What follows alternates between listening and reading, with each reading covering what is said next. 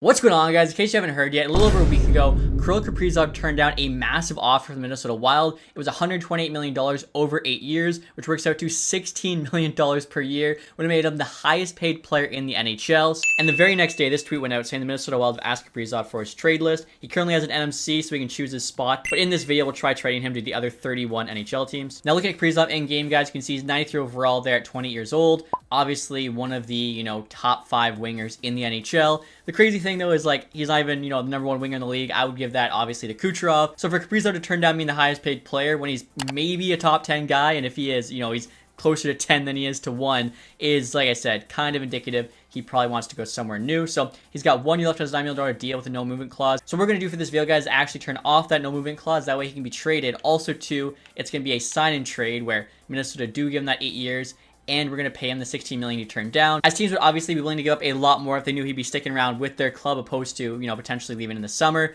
Also, this is kind of funny, guys, so we can't even actually give him $16 million. The highest it goes is $15 million in edit players. So that's kind of crazy. That just shows you how much money it is. They definitely have to fix this, though, with the rising salary cap. I'm not sure why that's capped there at $15 million bucks, but as you can see, no clause in that first year, so he can be traded. And also, too, I've had people ask me before how you take clauses off players. Hopefully, you saw what I did there. Settings, edit player, contract details is the second eye. It is definitely kind of hidden unless you know where to look for it, so hopefully that helps out some people. And for this video, guys, I'm using the find trade feature within franchise mode for the other 31 NHL teams. Simply going to Minnesota Wild, clicking on Kirill Kaprizov. As you can see, his trade value there is pretty close to the max, kind of like in between the L and the U. Again, $9 million for this year, and then we got him extended 15 times 8, so it's actually a good contract, I guess, in terms of real life. Open trade block as the Ducks. We cannot find one, which unfortunately is going to be the case with a lot of these teams just because Kaprizov's value is so high. Now, we'll make the best offer we possibly can. So for our first trade offer here, guys, we're going to go all out, offering up Carlson, McTavish, who of course has been in his own trade rumor, still doesn't have a contract, Zellweger, Mintyukov, Gauthier. I don't think any of these guys are actually making, above league min, so this should work. Obviously, in real life, I don't think there's any way the Wild would say no, especially if they think Kaprizov's getting traded. But that's rejected in-game, and that's on easy difficulty, forgot to mention, guys. So, not going to be a lot of trades being made, I don't think, this video. And next year, guys, we're trying to make a trade with the Boston Bruins. James Higgins, they just got in the first round of this year. Jeremy Swayman, 3 first-round picks. Swayman's mostly there, so the salary will work, and he also has some value, plus he doesn't have a no-trade clause. As always, guys, let me know in the comment section whether or not you do this trade as your favorite team. So, if you're a Bruins fan, would you do this? Minnesota says no. I feel like that'd be pretty fair. All right, guys. Now, next year with the Buffalo Sabres offering up Tage Thompson, Owen Power, Zach Benson, and 2 first-round picks. Maybe this is the first time they'll say yes because Tage Thompson's actually, a really good player in his own right. 89 overall there. Obviously, Power to 86, and then Benson, a very good young player. So, do the Wild say yes for this? Trade is still rejected. This is going to be a tough one. I think we're only going to have probably a handful actually go through. And next year, guys, are making the best offer we can with the Flames. Anderson's actually been in some trade rumors on his own. 88 overall defenseman. He's got 1 year left on his contract. Zane Parekh, they just drafted, very good young defenseman. 3 first-rounders that could all be top 10s, depending how the Flames play. Obviously, with Kaprizov, they probably wouldn't be. What would the Wild say? Trades rejected. Again, guys, it's on easy difficulty. Just shows you how hard it is to trade for a superstar in this game. And now next year, guys, trying to make a trade with the Carolina Hurricanes. I made one switch to Kaprizov that was actually taking the extension off of him, hoping that would lower his value. Unfortunately, it looks to be the exact same, which doesn't make a ton of sense because obviously he could walk in the summer still, whereas before, you had full, complete control of him. So, I don't know, maybe it's something they can address. Going to offer Jarvis here with Stan Coven, 2 really good players. Jarvis alone does have quite a bit of value, but again, it's like once you hit that 90 mark, 92, 93, the trade value really skyrockets for these players. Throw Nikishin on there too for good measure. I feel like in real life, they definitely say yes to this, especially if they think they might be losing Kaprizov for nothing if they hold on to him. Getting Jarvis, Stankoven, Nikishin 2 first.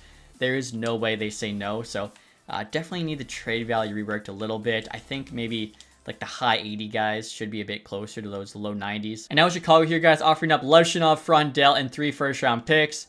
Minnesota says no. So we know the trade offer we could make, which Chicago never would. That, of course, is trading Connor Bedard. He's actually got more value than Kaprizov. So made this an interesting one where we try to see, I don't know, they give us Kaprizov and Boldy for Connor Bedard. They say just a bit low. Okay, so since they've been rejecting, so many things, let's just have some fun. So I tried adding a 4th-round pick. They still said no. So I think because we're dealing with such high trade values, just a bit is actually more than a bit. So we'll try a 3rd-rounder. Sweeten the value just a touch still. Okay. Throw in this 7th. Again, what a blockbuster trade this would be. And the Minnesota Wild say yes. So I mean, if Chicago thinks Bedard's going to bust for some reason, they get Kaprizov, they get Boldy in division trade. First time we actually get a trade to go through, which is crazy. And now next, you guys, we have the Colorado Avalanche offering up Natchez, who of course they just got, and 4 first rounders. Like, this guy doesn't have an extension. That should definitely play into the trade value more than it is. I'm sure they'll say no. In real life, they would say yes. But it is interesting, I guess, to see, you know, in-game what it costs to make these trades happen. So we could move on from Kale McCarr. I think he's got one of the highest trade values in the league. So this one we could almost do the opposite way. If they were to offer us Kaprizov, let's see, would they also give us 4 first-round picks to make up for, I think McCarr is a 95? Yeah, the 2 overall difference, him being a bit younger. What do they say? Okay, they say no. Also said no to 4 first. But they say yes to 2. Okay, so that's where the value is. Kaprizov and 2 first, they think is equal to Kale McCarr. So that tells you, how tough it's going to be to make this happen. And now next year, guys, trying to make an offer as Columbus Blue Jackets. They get 3 good young players, Fantilli, Johnson, Lindstrom, even Marchenko's not that old, 25 there. So the good thing is they want all 4 players. The first rounder, I think, actually has the most value, and they don't want it. But I think this one has a chance looking at the trade value bar.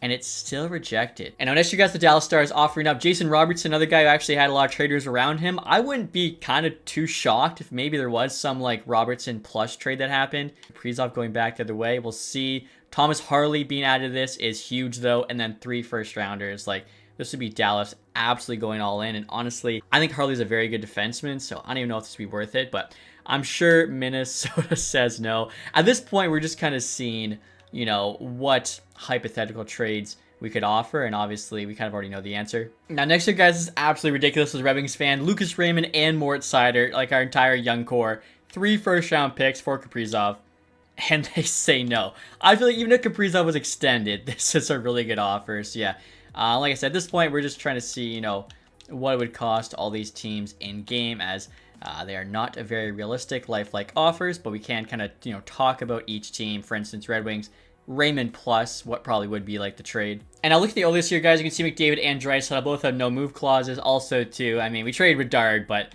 McDavid would make no sense unless they knew he wasn't going to resign, and Kaprizov was willing to resign with them. Maybe there's something there. So I will try Bouchard here.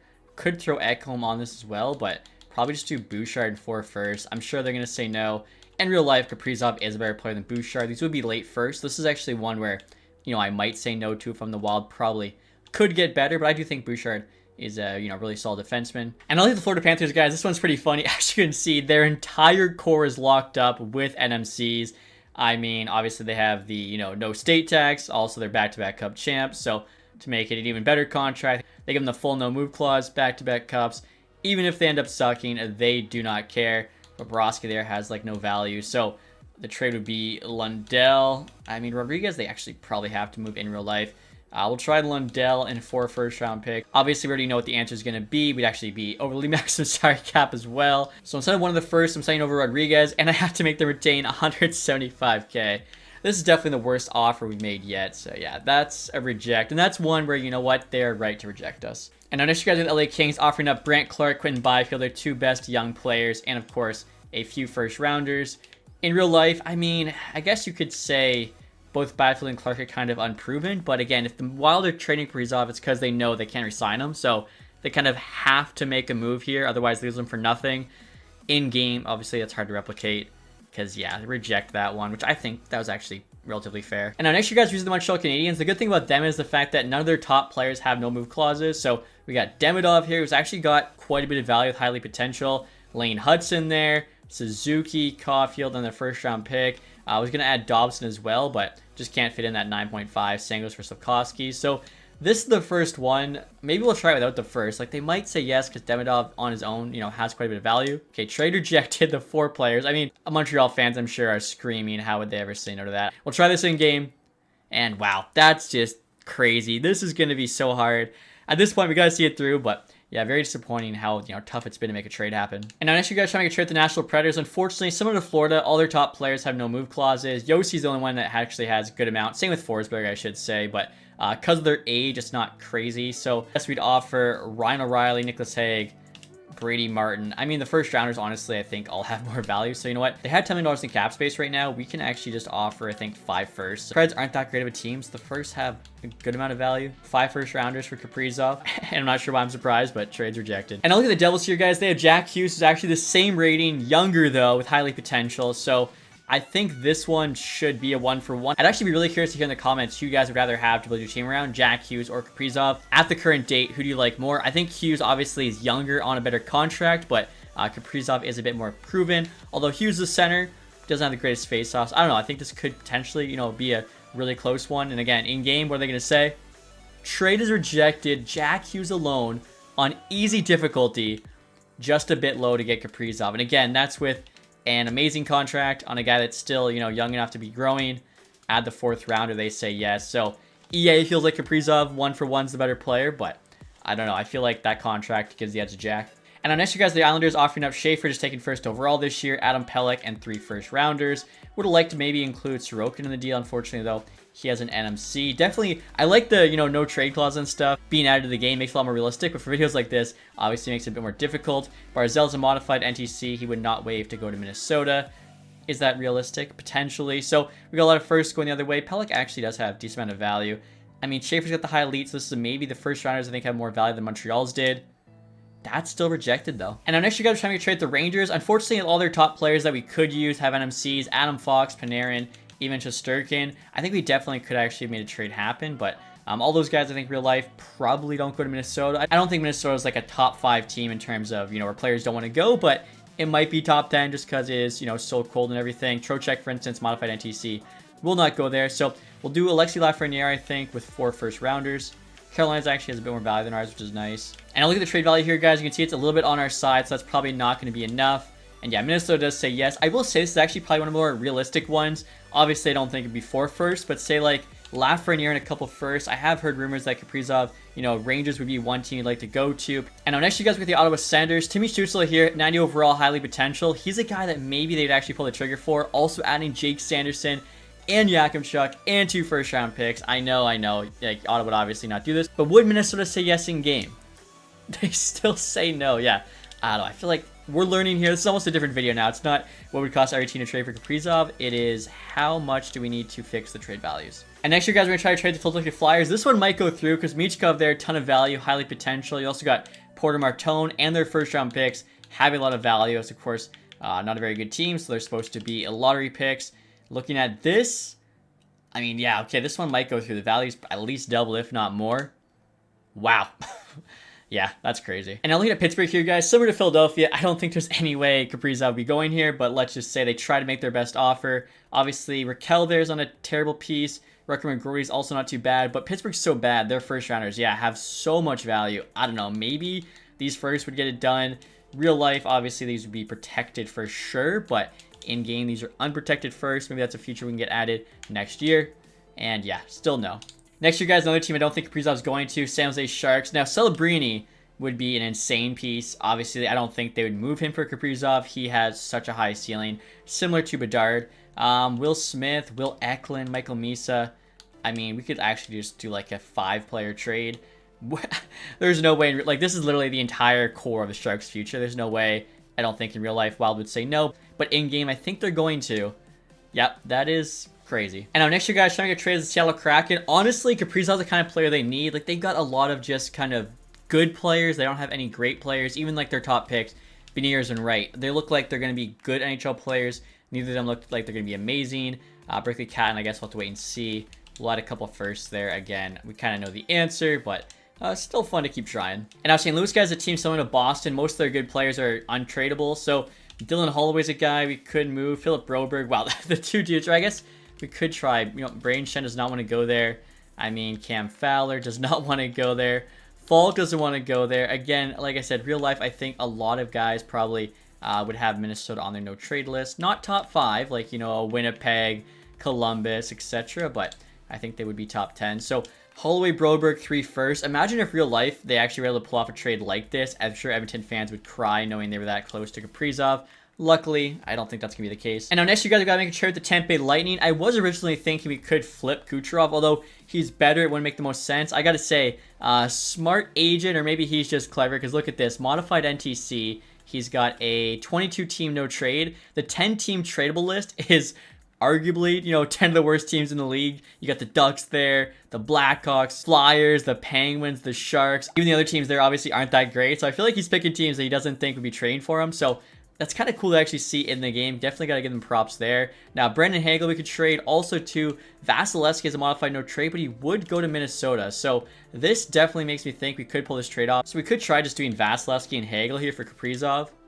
And they still say no. And look at how high Vasilevsky's trade value is. That just shows, I don't know. We'll try adding some first. I do think, honestly, Tampa Bay is definitely a destination for him, at least, come summertime, because I think they're going to have over 20 million in cap space.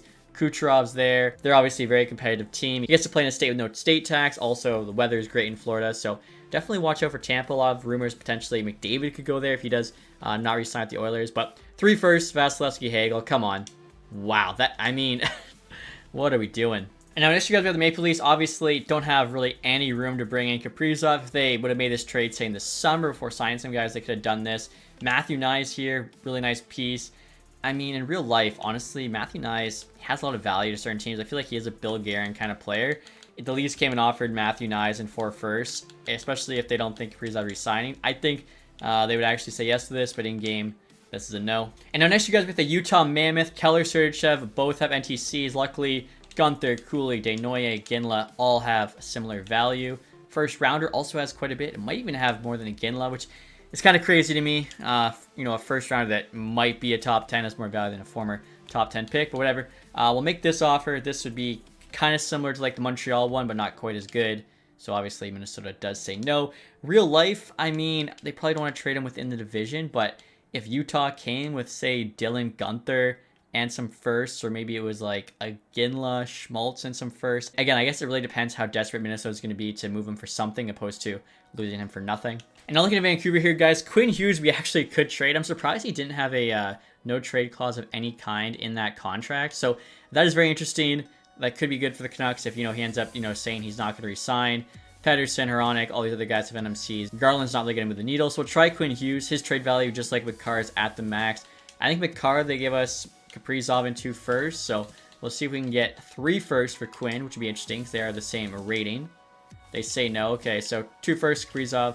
Same exact trade as Makar, which does make sense. And again, I guess, I don't know, if Canucks knew Quinn wasn't going to resign and they could convince Kaprizov to extend, they probably actually do this. And now looking at Vegas here, guys, another team that really can't make a trade. All their top players have no move clauses. Jack Eichel there actually has more value than Kaprizov. Marner's is close. We definitely could have built a trade off of Marner, which would be kind of funny. Very Vegas-esque to immediately flip him. Honestly, looking at this, our best bet would probably be 5 first-round picks. I don't even know if Vegas has 5. I was going to try Thomas Hertl. We actually can't trade him. Barbashev, we could do. So again, this is another one I think if I was Minnesota, I'd probably still say no. Like Barbashev, and then 4 firsts, which are all going to be late first. I think, they could do better than that for Kaprizov. And now next up, guys, we got the Washington Capitals. Dylan Strome here, Ryan Leonard. Definitely pretty good starting point. Alexi Protest we get out of this trade as well. I think we'd actually have to make the salary cap work. Plus, we'll do a couple first rounders. This would be a pretty nice package, I think, for Minnesota to, get back here. And of course, they are saying no. And now next year, guys, with the Winnipeg Jets, Connor Hellebuyck, obviously, we probably could trade 1-for-1 for Kaprizov. That'd be an interesting one because he's actually rated higher, but goalies aren't valued as high. Like in real life, I wonder, Minnesota already has a pretty good goalie in Gustafsson. Would Connor Hellebuyck even kind of get the ball going? Kyle Connor, 92 overall. Please be willing to go to Minnesota. He is. Maybe we'll actually get a trade here at the end. A 92 overall, Kyle Connor. I do think Kaprizov is the better player. Would like Connor. Oh, we can't trade Pionk. Let's do Perfetti. Connor and Perfetti, 2-for-1 for Kaprizov. Easy difficulty. They're telling me no. We might forgot Kyle Connor's also on expiring contracts. So this could be a pretty crazy summer. Him, Kaprizov, McDavid, Panarin. Honestly, tons of big names. I think Jack Eichel as well. First, we'll try this trade. They still say no. I think that just shows you, like, the difference there between a 92 and a 93 is so much bigger than, say, the one between, like, an 86, 87. So, Connor Perfetti, 3 firsts. They're still saying no. Now, Josh Morrissey actually would go to Minnesota. Winnipeg would never do this. I think the gap between Connor and Kaprizov is not Josh Morrissey. He's a top 10 defenseman in the league. And the fact that the Wild are rejecting this trade, I think this one at the end here, guys, just showing how kind of messed up this is. 2 first rounders, they still say no. Yeah, I mean, I don't even really know. I guess if he's not on the block, you have to overpay crazy. They did say sweeten the value just a touch on this. So I actually went out and got National Predators first rounder. You can see there has more value. I assume now the Wild will say yes. Again, I think, you know, it's a little bit dumb how tough it was to make trades happen for Kaprizov, but I'd love to hear from you guys in the comments section. Which of the trade offers we made you think was the most realistic, as well too, just what do you think Kaprizov will get traded for in real life if Minnesota is unable to re-sign him. But that's going to do, guys, for this video. Hopefully you enjoyed it. If you did, leave that thumbs up, subscribe if you haven't. Thank you guys so much for watching. Have a nice day. Goodbye.